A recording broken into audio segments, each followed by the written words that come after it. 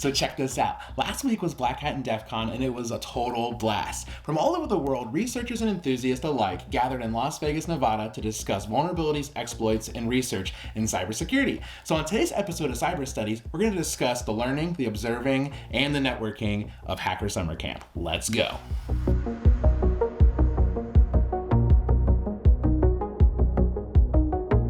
Welcome to Cyber Studies. If this is your first time here, my name is Giovanni. Thank you so much for watching. Black Hat and DEFCON are the world's largest cybersecurity conferences, and they're hosted here in the United States. The Dark Tangent, or Jeff Moss, hosts both of them, and I'm very fortunate to say that I was able to attend a 4-day training prior to the initial conference kickoff. The course was titled Adversary Tactics Detection by Spectre Ops, and it lived up to its name. It was such a fun course. It was on detection engineering, which I thought was really neat, big data stuff.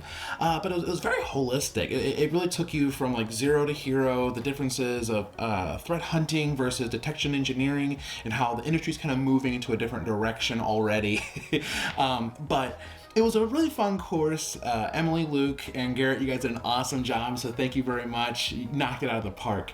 And I cannot recommend this course enough. They do have like an online variant of this, as well as a couple other locations. It's not just at Black Hat, but they've been teaching this for a couple years now. It's a great course. But anyways, so after we went through and did the course itself, the trainees were then released to the general admission crowd, where we all kind of converged into the keynotes. So the conference itself started, and we were all directed to this arena, and it was so cool. It was like 100 times more people. It was like shoulder to shoulder. It was very high production value.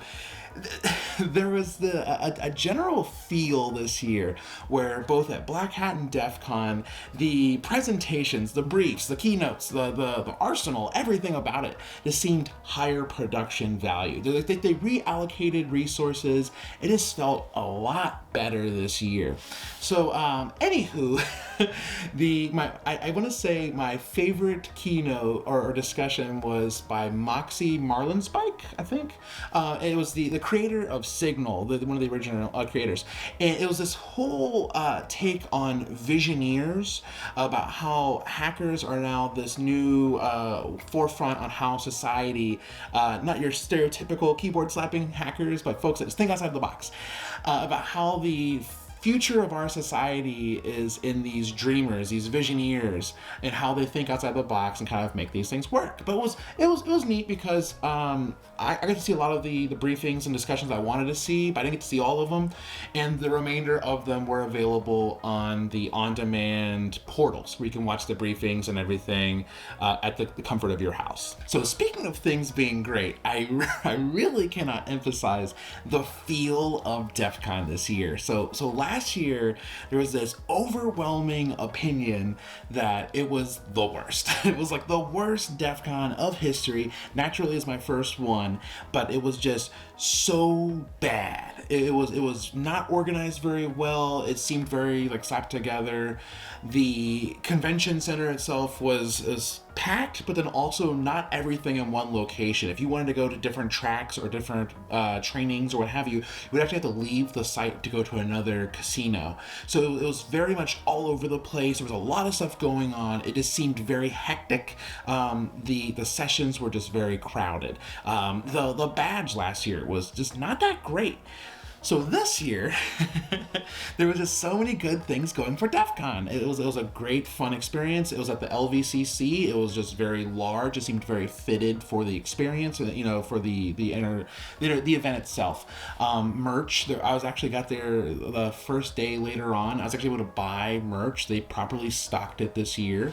The badge. Oh my goodness. There's a little bit of controversy, like a smidge, but the badge itself this year is just. It is so cool. It's a Raspberry Pi powered board that runs a Game Boy Color emulator on it, and they created a DEFCON 32 game for the console, for the emulator.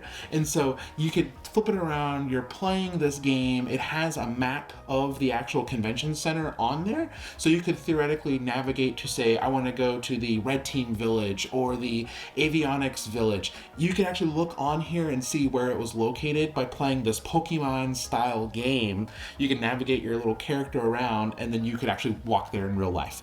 But what's neat about this is that there's actually a community of folks on like GitHubs or Reddit or what have you. There's an unofficial Discord. You can go through and you can actually modify this. So there is a functional touchscreen, there's a speaker, there's IR blasters, it's USB-C. As I mentioned, you can play Game Boy Color games on here. So if you wanted to load some legally obtained, games on here, you could. You could actually take the game itself from the console and you can play it on an emulator on, say, like a Steam Deck or anything that could allow you to play Game Boy Color games.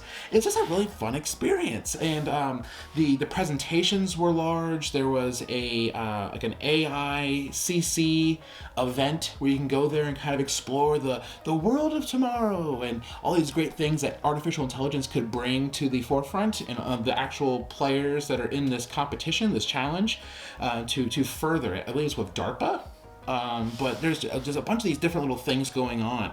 The conference was so big, yet at the same time it felt like it was a proper fit for the actual convention center itself. But there was great presentations. There was, again, a little bit more controversy outside. I think it was like Resort Worlds or something. I don't know too much about it, so I don't want to go too deep into it.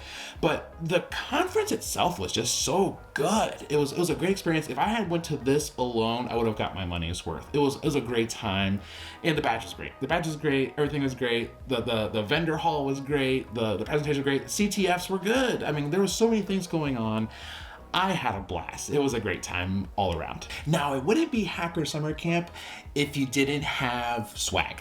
And if you do the Black Hat DEFCON combo, you do Black Hat, you do get exposure to the business hall. Now, business hall is intended to be for individuals to meet and greet with vendors, tool sets alike. They do have things like a Lego brick village kind of a thing.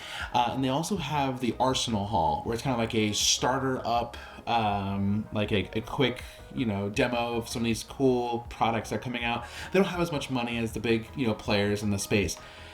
But all that aside, there's so much swag at Business Hall. I think this year I came home with like 62 t-shirts. And like every 15 to 30 minutes or so, the vendors are doing these like special giveaways. So if you go to like the HP booth, every like 20 minutes they're giving away a drone.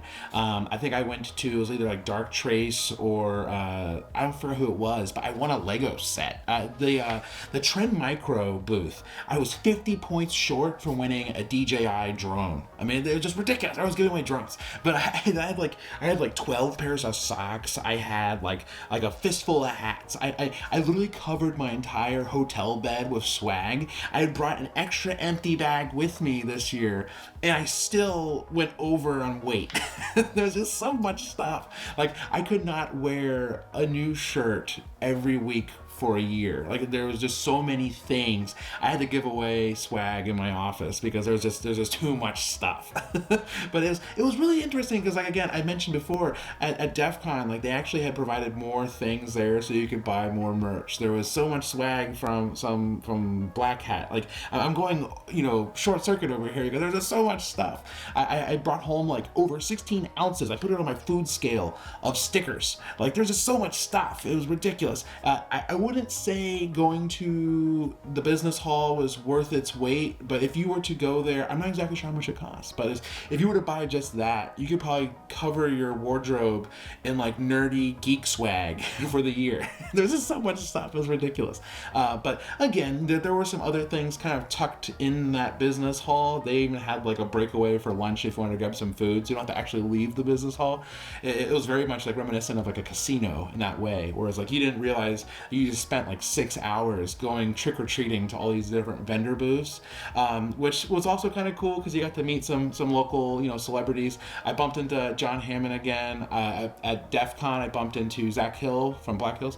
But it, there's just so much stuff. It was ridiculous. And then the badges were cool. Everything was cool. It was a really good time. I was almost overwhelmed. Very extroverted in nature, and I was overstimulated with how much stuff was going on in these spaces. It was absolutely ridiculous. With all this great stuff said, I do have to put out a disclaimer, a word from the heart, in that with these conferences, you're going there with the intent that you're going for the networking and the culture of it. You're not going to go to these and get a job. You're not going to go to these things and necessarily learn something that's so secret, so well kept that like it's not going to reach the outside. A lot of these conferences are very much a networking or a culture bit. You learn a cool exploit that's out in the wild, it's going to be released that same exact day on Twitter. Gone are the days of these Sky Talks where they're taking your phone and like hiding it or not allowing folks to record stuff. It is very much, hey, you're going there, you're rubbing elbows with folks to network, and then hoping down the line, that relationship can go into something further. You're not going to go to this conference, meet someone, shake hands, get a job immediately, unless you're just that elite Hagzor guy or gal. But it's like you're going there to indulge in the Team Fortress Hack Edition games, where you're doing a CTF of first-person shooter with hackers that are creating buffs for the first-person shooter. You're going for the opportunity of hacking a Rivian car in the car hacking village. You're going there to see the latest in biotech, where they're having you sign an NDA so you can look at these cool things that you just can't take pictures of, but at the same time it's not that great. You're going to all the fun stuff you can put your hands on, you can touch, you can feel, you can experience, and it's a culture. It's a culture where you go 1 year and you're gonna want to go forever. It's just a matter of why are you going in the first place? And I think that's what I'm trying to say, is if you're going for the culture, the networking, the fun of it, you're going to indulge in the experience, and by all means, I recommend it to everybody. Just know that this is not going to be the thing that fixes your career, that pivots you into, your riches, what have you. It's a fun time to have. I just hope that you're not paying for it. I hope your company or someone else is paying for it for you. And if you like learning about Black Hat and DEFCON and any of these cool cybersecurity conferences, you may enjoy this playlist right here, where we discuss all the books about hacker culture and events. Thank you so much for watching, and have a good one.